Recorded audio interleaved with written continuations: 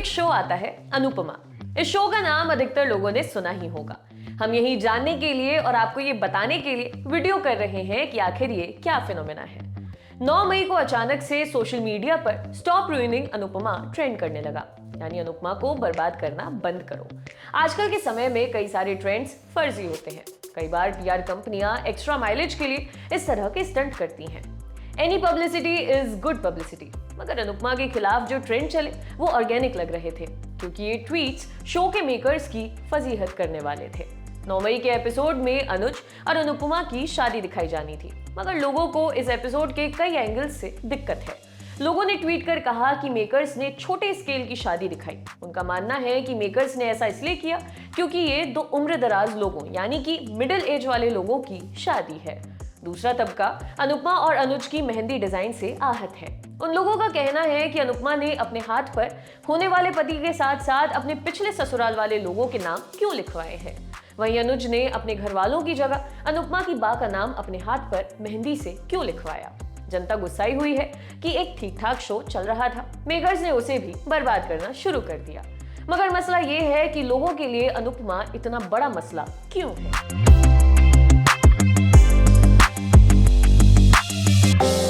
10 जून 2019 को स्टार जलसा पर श्रीमोई नाम का एक बांग्ला टीवी शो रिलीज हुआ।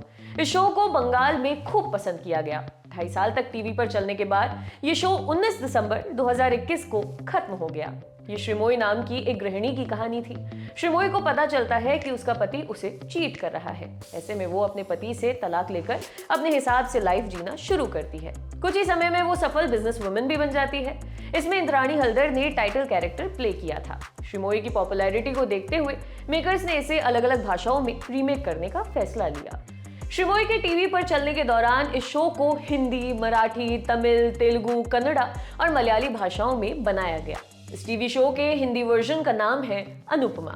ये पिछले कुछ समय से टीवी पर सबसे ज्यादा देखा जाने वाला शो बना हुआ है। इस सीरियल को हर उम्र और वर्ग के लोग देखते हैं। अब मैं आपको इस शो से जुड़ा हमारे साथी श्वेतांग का एक फर्स्ट हैंड एक्सपीरियंस बताती हूँ। उनका कहना है कि मेरे पास डिज्नी प्लस हॉटस्टार का सब्सक्रिप्शन था, मगर नौकरी और आईपीएल के बीच ज्यादा कुछ देख नहीं पाता था। मगर मेरी मम्मी और बहन उस सब्सक्रिप्शन का भरपूर इस्तेमाल कर रही हैं।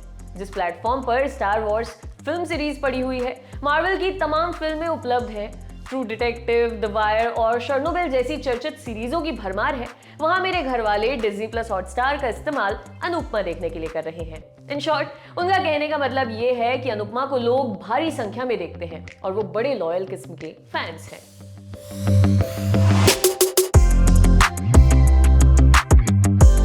अनुपमा की स्टोरी लाइन बिल्कुल श्रीमोई वाली लाइन पर ही है। शॉर्ट में बताएं तो ये एक अधेड़ उम्र महिला के सेल्फ डिस्कवरी की कहानी है। एक गुजराती परिवार है। वनराज अपनी पत्नी अनुपमा, बच्चों और माता पिता के साथ रहता है। अनुपमा अच्छी पत्नी है, अच्छी बहू है, अच्छी माँ भी है, मगर फिर भी उसे गृहिणी यानी कि होम मेकर होने के लिए ताने सुनने पड़ते हैं।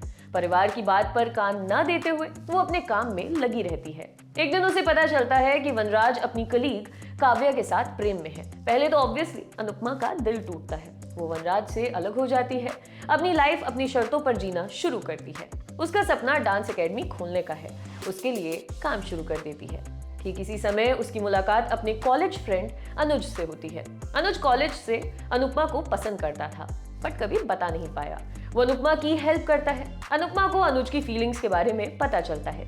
अब फाइनली अनुज और अनुपमा की शादी हो रही है। वही शादी जिसको लेकर public stop ruining Anupama trend करवा रही है।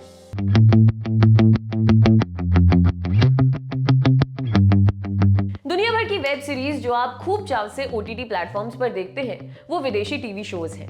मनी हाइस्ट ये शो स्पेन का टीवी शो है। इसकी सफलता को देखते हुए नेटफ्लिक्स ने इसे अपने प्लेटफॉर्म के लिए बनाना शुरू किया। ऐसे ढेरों शोज हैं। यहाँ पॉपुलर रेफरेंस के तौर पर मनी हाइस्ट का नाम लिया गया है। उन विदेशी शोज की तुलना अगर आप इंडियन टीवी शो से करेंगे तो बहुत निराशा और गिल्ट होगा, क्योंकि आज के टाइम में देश का सबसे चर्चित हिंदी शो है अनुपमा, जो कि एक बांग्ला शो का रीमेक है। खैर, हम अनुपमा की पॉपुलैरिटी के पीछे की वजह पर बात कर रहे थे। फर्स्ट थिंग फर्स्ट, अगर आप इंटरनेशनल शोज पसंद करते हैं तब भी आपको अनुपमा देखने में मजा आएगा। इसलिए नहीं कि वो बहुत आला दर्जे का शो है, बल्कि इसलिए कि वो दर्शकों को कुछ नया ऑफर करता है, जैसे नया पर्सपेक्टिव। अब तक इंडियन टेलीविजन दुखियारी बहुओं से पटा पड़ा था। नव्यवाहिता था जिसे अपने ससुराल में बहुत सारा अन्याय और स्ट्रगल झेलना पड़ता था। अनुपमा उन शोज से अलग है क्योंकि इसमें जो महिला अपने पति और ससुराल वालों के हाथों परेशान है उसकी उम्र 40 प्लस है। इस कैरेक्टर से देश की अधिकतर महिलाएं रिलेट करती हैं क्योंकि उनकी लाइफ भी अनुपमा से ज्यादा अलग नहीं है। परिवार वालों ने घर चलाने को कभी काम नहीं माना। अनुपमा उन महिलाओं के लिए एस्पिरेशनल कैरेक्टर है क्योंकि वो अपनी लाइफ अपनी तरह से जीती है। उसके अपने सपने हैं जिन्हें पूरा करने के लिए वो काम कर रही है। वो जिस शादी में खुश नहीं है उसे तोड़कर निकल रही है। उम्र की बेड़ियों में बंधकर जीने की बजाय खुलकर प्यार कर रही है। देश की कई महिलाएं जो करना चाहती हैं वो अनुपमा कर पा रही है। मगर अनुपमा टीवी की दूसरी बहुओं से ज्यादा अलग भी नहीं है। वो सुपर वुमन है। फैमिली, बिजनेस, लव लाइफ सब कुछ एक साथ मैनेज कर रही है और ये सब कुछ वो परफेक्ट तरीके से भी कर रही है। बेसिकली बात ये है कि अनुपमा कुछ भी गलत नहीं कर सकती। मॉडर्न अप्रोच और ओपन माइंडेड होने का मतलब ये थोड़ी है कि बहुएं गलतियां करती फिरे, दूसरी शादी करने दे रहे हैं, ये क्या कम बात है। भारतीय समाज की तरह भारतीय टीवी की भी एक बाउंड्री है। अनुपमा उस हद के पार नहीं जा सकती। अनुपमा के इतने पॉपुलर होने की एक वजह ये भी है।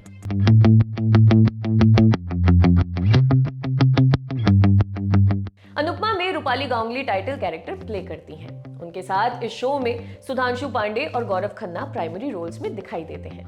रूपाली फिल्म डायरेक्टर अनिल गांगुली की बिटिया हैं। जब 7 साल की थी तब अपने पिता के डायरेक्शन में बनी फिल्म साहिब में बतौर चाइल्ड आर्टिस्ट काम भी किया।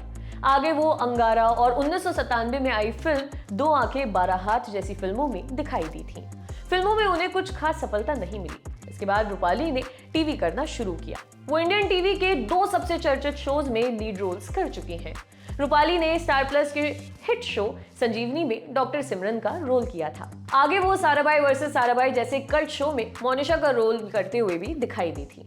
उन्होंने बिग बॉस से लेकर खतरों के खिलाड़ी जैसे रियलिटी शोज में भी हिस्सा लिया। कुछ समय तक छोटे मोटे रोल्स करने के बाद उन्होंने अनुपमा से अपना कमबैक किया। इस शो की भयंकर सफलता ने उन्हें टीवी की सबसे महंगी एक्टर बना दिया। कई रिपोर्ट्स में ऐसा दावा किया जाता है कि जब अनुपमा शुरू हुआ तब रूपाली को 1.5 लाख रुपए प्रतिदिन की फीस मिलती थी, मगर शो की सफलता के बाद उनकी फीस बढ़कर 3 लाख प्रति एपिसोड पहुंच चुकी है। कई बार ऐसा भी होता है कि एक एपिसोड की शूटिंग में 1 से ज्यादा दिन लग जाते हैं। बावजूद इसके रूपाली हिंदी टेलीविजन की सबसे महंगी एक्टर है। खबरों के मुताबिक ये रिश्ता क्या कहलाता है फेम हिना खान को प्रति एपिसोड 1.5 से 2 लाख रुपए मिलते हैं।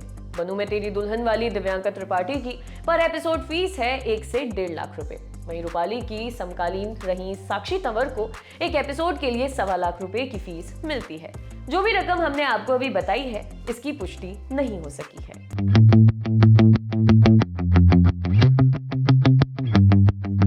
अनुपमा संभवतः वो पहला इंडियन टीवी शो है जिसका प्रीक्वल बना। पिछले दिनों अनुपमा नमस्ते अमेरिका नाम की एक सीरीज आई। 11 एपिसोड की सीरीज को एक्सक्लूसिव तरीके से डिज्नी प्लस हॉटस्टार पर रिलीज किया गया। यानी अनुपमा नमस्ते अमेरिका के वो 11 एपिसोड्स टीवी पर नहीं दिखाए जाएंगे, उन्हें हॉटस्टार पर ही स्ट्रीम किया जा सकता है। ये भारतीय टीवी इतिहास का पहला शो है जिसका OTT वर्जन और टीवी वर्जन एक साथ चल रहा है।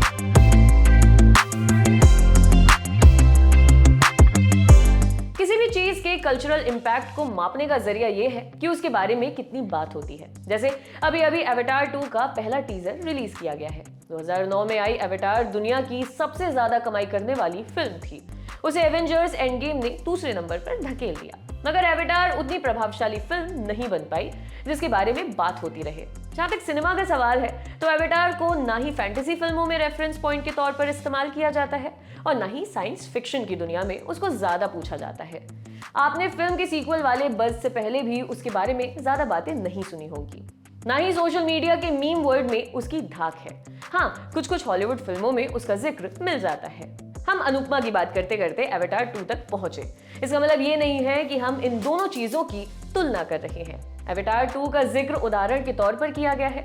बहरहाल अनुपमा टीवी के सबसे हिट शोज में से एक है। जैसा कि हमने आपको बताया कि हर उम्र, वर्ग और पेशे के लोग इस शो को देखते हैं, मगर हमारे यहाँ पब्लिक ये स्वीकार करने से बचती है कि वो डेली सोप देखते हैं। इसलिए सोशल मीडिया पर इस तरह के मीम्स खूब चलते हैं।